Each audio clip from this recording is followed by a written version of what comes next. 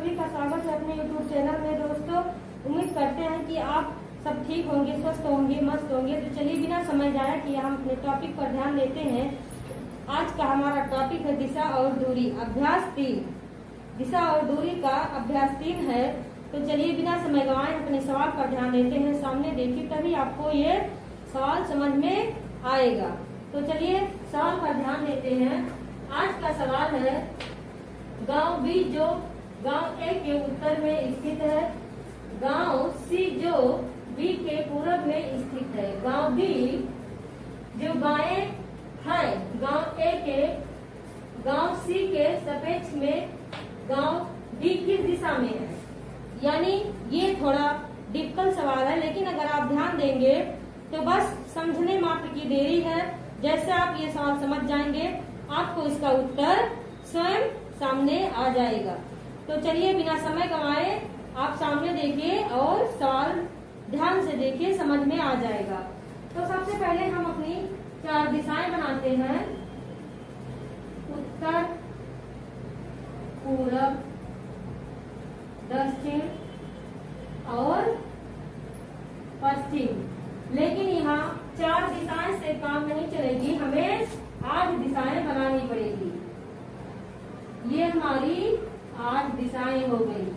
ये हो गया उत्तर पश्चिम, ये है उत्तर पूरब, ये है दक्षिण पूरब, और ये है दक्षिण पश्चिम कहो या दक्षिण पश्चिम कहो, या पश्चिम दक्षिण या दक्षिण पश्चिम। तो ये है दक्षिण पश्चिम। ये हमारी 8 दिशाएं हैं। तो क्या सवाल कह रहा है, ध्यान दीजिए कि कैसे ये सवाल लगेगा। तो सवाल कह रहा है, गांव बी जो गांव ए के उत्तर में है, यानी कैसे, गांव बी जो गांव ए के उत्तर में स्थित है।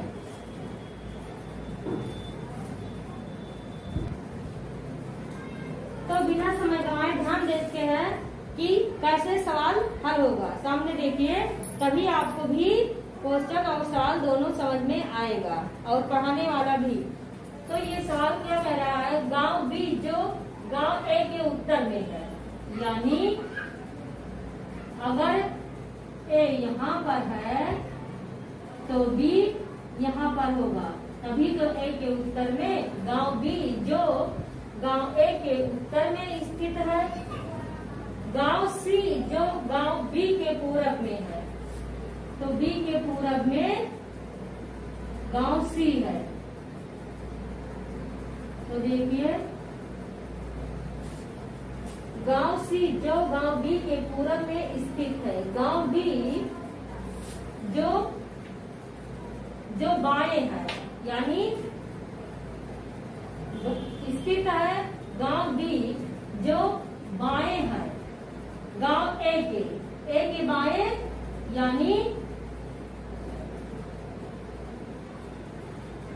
ए के बाएं। तो वो या यहाँ हो सकता है या यहाँ हो सकता है, क्योंकि उत्तर में है तो ये उत्तर हो गया, लेकिन बाएं ये है कि ये है, ये क्लियर नहीं है।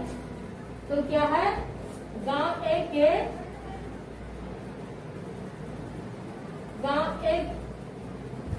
गांव बी जो बाएं है गांव ए के,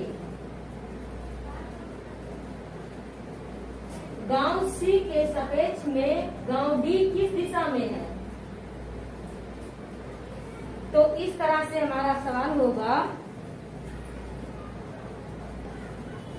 तो समझिए, जो यहाँ था डी, तो यहाँ नहीं होगा। किस लिए, क्योंकि ये उत्तर में बता रहा है, तो ये उत्तर में है, तो इसका बायां यही होगा, ये इसका दायां हो जाएगा।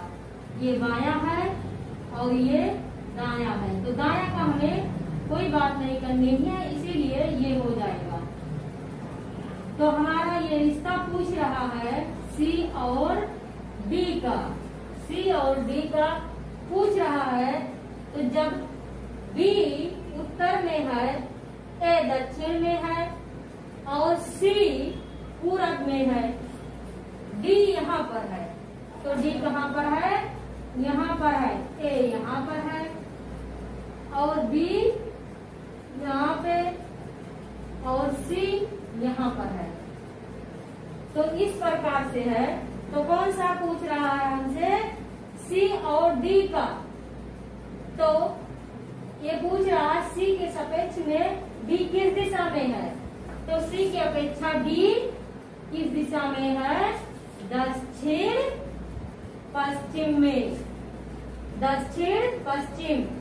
तो हमारा ऑप्शन देखते हैं। देखिए कि बस कुछ ही सेकंड में ये सवाल हल हो गया है।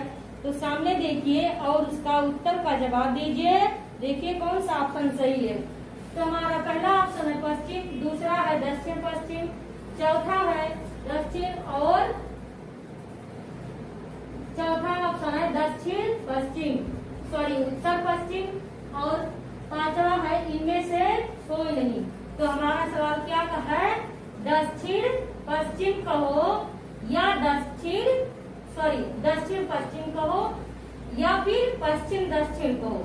ये दिशा जो है इसे दक्षिण पश्चिम भी कह सकते हो और पश्चिम दक्षिण भी कह सकते हो, क्योंकि ये पश्चिम से दक्षिण में हो जाएगा और ये दक्षिण से पश्चिम में हो जाएगा। तो हमारा ये दूसरा ऑप्शन सही है।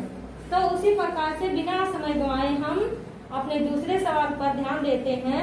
तो सामने देखिए और सवाल को ध्यान से देखिए, समझिए और उसका उत्तर दीजिए। तो हमारा दूसरा सवाल कह रहा है P के अपेक्षा P के दक्षिण पश्चिम में Q है, Q के पूरब में, और P के दक्षिण पूरब में R है। Q और P की सीध में लेकिन R के उत्तर में S है। बताइए कि P के किस दिशा में S स्थित है। तो ये सवाल ध्यान दीजिए तभी आपको समझ में आएगा। तो सबसे पहले इसे समझने के लिए हमें 8 दिशाएं बनानी होगी, जिसके लिए आपको सामने देखना होगा, तभी आपको ये सवाल समझ में आएगा। तो ये सवाल है, पहले आप दिशाएं बनाते हैं। ये 8 दिशाएं हो गया, ये उत्तर, दक्षिण, पश्चिम और पूरब। ये है उत्तर पूरब, ये है दक्षिण पूरब और ये है दक्षिण पश्चिम, ये है उत्तर पश्चिम। ये हमारी 8 दिशाएं हैं। तो इसमें सबसे पहले क्या सवाल कह रहा है उसे हम ध्यान देते हैं। तो देखना ये है कि हम बिना समय गंवाए सवाल पर ध्यान देते हैं, टॉपिक पर ध्यान देते हैं। तो सामने देखिए और सवाल को हल कीजिए। तो क्या कह रहा है, P के दक्षिण पश्चिम में Q है, यानी अगर P यहाँ है तो उसके दक्षिण पश्चिम में, दक्षिण पश्चिम कहाँ होगा, दक्षिण पश्चिम यहाँ नीचे, P के दक्षिण पश्चिम में Q है, तो Q यहाँ कहीं होगा। Q है, Q के पूरब और P के उत्तर पूरब, P के दक्षिण पश्चिम में Q है, यानी ये P है। ये 4 दिशाएं पहले है, ये P हो गया,